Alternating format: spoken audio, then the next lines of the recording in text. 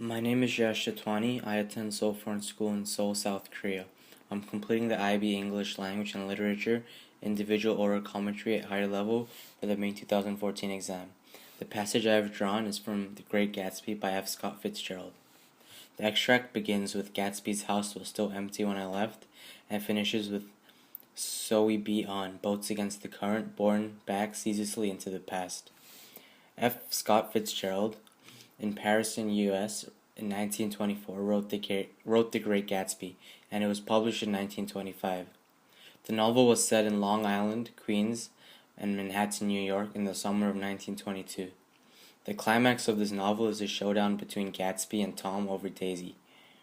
The novel incorporates four main themes: the Roaring Twenties, the American Dream, class, which included old money, new money, and no money, and the last theme is the past and future. The passage I've drawn relates to the themes of the American Dream and the past and future. Fitzgerald incorporates the themes to add an element of tragedy to the romantic and classy nature of the novel. Firstly, I will discuss the characterization of Gatsby as the American Dream, as the imagery and symbolism in this passage shows how Fitzgerald portrayed Gatsby as the American Dream. Next, I will discuss the characterization of Nick as compensating and mellow, as he salvages Gatsby throughout this passage and uses a very reflecting tone. Thirdly, I will discuss how Fitzgerald establishes a gloomy mood through the passage. Finally, I will discuss the significance of this passage as a whole. Fitzgerald positions the audience to see Gatsby as the American Dream, as he uses imagery and symbolism to show this. The opening line of the passage is Gatsby's house was still empty when I left. This represents how Gatsby's American dream was unfulfilled and destroyed. The line continues on to say, the grass on his lawn had grown as long as mine. The grass is symbolic of Gatsby's belief in the American dream, and now the dream hasn't been cared for or attended to, showing the inconsistency and corruption of the American dream.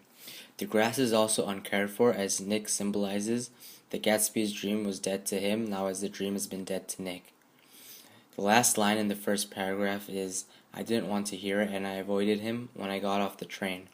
Imagery contributes to Gatsby being represented as the American dream throughout the passage, but in line 6, the words gleaming and dazzling help the audience vividly see the type of parties Gatsby had, showing the audience how many people's American dream was to be like Gatsby and achieve his lifestyle. The light of the car showing up for Gatsby's party can further explain this point, as the color of the light is yellow, which symbolizes money and death, and in this case, the guy had come to Gatsby's party because he wanted connections and he wanted resources to get rich, and the death symbolizes that Gatsby has died. Another color mentioned is blue in lines 26 and 27, and the blue is mentioned in the lines, he had come a long way to this blue lawn, and his dream must have seemed too close that he could hardly fail to grasp it. In this case, the color blue symbolizes Gatsby's illusions and his deeply romantic dreams of unreality, which enhances imagery as well and lets the audience picture Gatsby's illusions better. Additionally, the color green is mentioned around 3 times in this passage. In lines 1, the grass on his lawn; in lines 19, green breast of the new world; and in lines 30, the green light. This repetition of the color green shows how important the symbolism of green is throughout the novel. And in general, the color green in this novel symbolizes hope, future, and vitality. Moreover, the most important paragraph in this passage is the last paragraph, which is about the green light and Gatsby's belief. The paragraph from lines 30 to 34 uses metaphoric language, which draws Gatsby back as he goes towards the green light and struggles to get into reality, which is what the American dream does to Americans in Fitzgerald's point of view.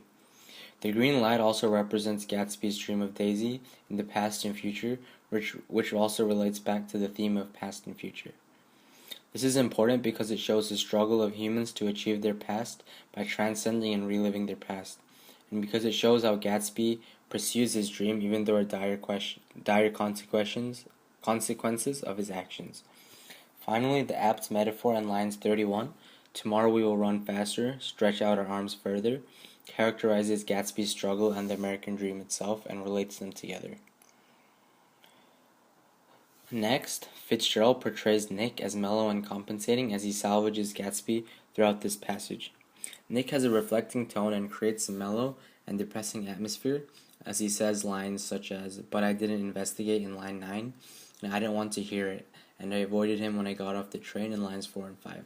This shows that Nick had given up on trying to redeem Gatsby's name, and that he didn't really care for anything that was happening around him. In line 15 he says, "Then I wandered down to the beach and sprawled out onto the sand." This shows confusion in Nick. Fitzgerald uses a metaphor and personification in "As the moon rose higher and essential houses began to melt away until gradually I became aware of the old island here that had flowered once for the Dutch sailor's eyes." And this is from lines 18 to 19. The personification is that the moon is shining bright, which shows that Nick is in his own world. The metaphor in "essential houses begin to melt away" enhances imagery and lets the audience picture the houses getting destroyed better. There's also a flashback in "Flowered Once for Dutch Sailors," which shows that Nick is deep in thought, hence his reflecting tone. The imagery in this helps the audience understand the depressed state that Nick is in. Additionally, Fitzgerald uses epithet in lines 30 as he says the orgastic future that year by year reduces before us. This is a short text honoring the dead Gatsby, which basically sums up Gatsby's life. Nick's words through this passage register neither a blind approval nor a cynical disillusionment, but instead the respectful melancholy that he ultimately brings in relation to Gatsby's life. His words show much imagery which helps connect the American dream to Gatsby as talked about before. Finally, Fitzgerald establishes a gloomy mood through the state Nick is in. The depressed and reflecting tone of Nick implies a gloomy mood through the passage. However, in the last paragraph, Fitzgerald intensifies the gloomy mood in the line, "So we beat on, boats against the current, borne back ceaselessly into the past." This returns to the significance of the past dreams to the future and shows how the American dream can result in a person being stuck between the past and future, which leads to an elusive and hazy future.